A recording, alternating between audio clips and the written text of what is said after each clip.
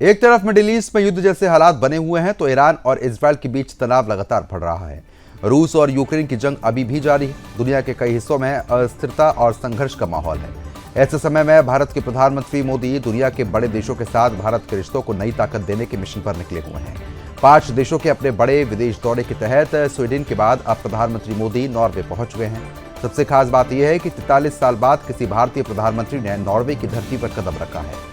Norway की राजधानी में आपको बता दें कि प्रधानमंत्री मोदी का यह भव्य स्वागत जो है वो यहाँ पर किया गया और ये लाइव तस्वीरें हम आपको इस वक्त यहाँ पर दिखा रहे हैं, जब भारत और नॉर्वे रिश्ते को नई मजबूती जो है वो यहाँ पर दी जा रही है। ये लाइव तस्वीरें जो है वो साफ तौर पर आप देख सकते हैं, जहाँ पर प्रधानमंत्री नरेंद्र मोदी का गर्मजोशी के साथ स्वागत किया गया है।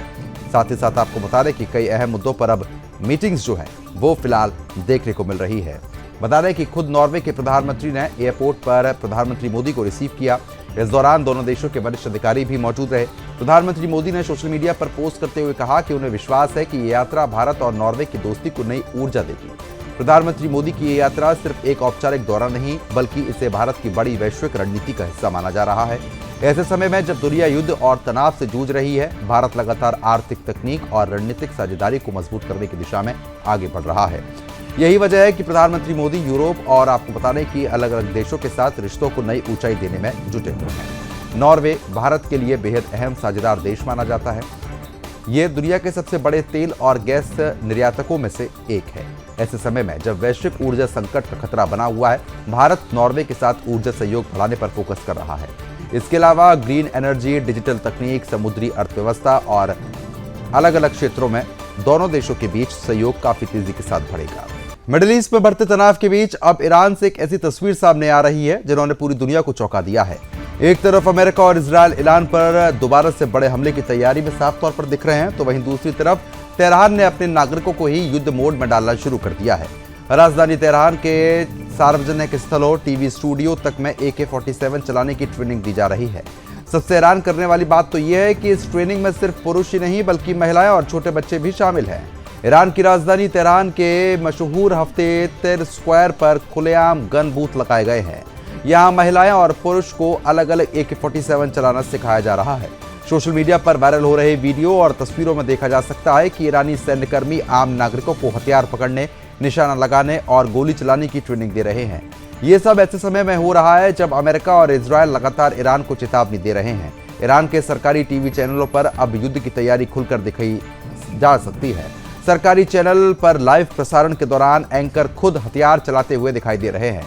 एक कार्यक्रम में तो चेहरे ढके हुए IRGC कमांडर के साथ मौजूदा एंकर ने लाइव शो में ही असॉल्ट राइफल से संयुक्त अरब अमीरात यानी कि UAE के झंडे की तरफ गोली चला दी। आप सोच सकते हैं कि एक एंकर वहां पर बैठकर न्यूज पढ़ने की जगह गोली चला रहा है। इस घटना ने पूरे खाड़ी क्षेत्र में हलचल मचा दी है। रिपोर्ट्स के मुताबिक ईरान इन दिनों प्राइम टाइम टीवी पर लगातार ऐसे कार्यक्रम दिखा रहा है जिसमें आम लोगों को हथियार चलाने की ट्रेनिंग दी जा रही है। एंकर खुलेआम कह रहे हैं कि अगर जरूरत पड़ी तो वह युद्ध में उतरेंगे। ये सिर्फ टीवी शो नहीं बल्कि पूरे देश को संभावित युद्ध के लिए मानसिक और सैन्य रूप से तैयार करने की कोशिश जो है वो माना जा रहा है। तस्वीरें साफ तौर पर आप देख सकते हैं, जहां पर न्यूज चैनल्स पर भी अब जो तस्वीरें आप देख रही है, जहां पर आपको बता दें कि एंकर भी खुद हथियार चलाते हुए साफ तौर पर देखे जा सकते हैं।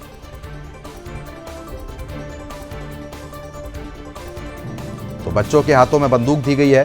तेहरान में गन बूथ खोल दिए गए हैं। टीवी एंकर ने चलाई है राइफल। UAE झंडे पर टीवी एंकर ने गोली चलाई।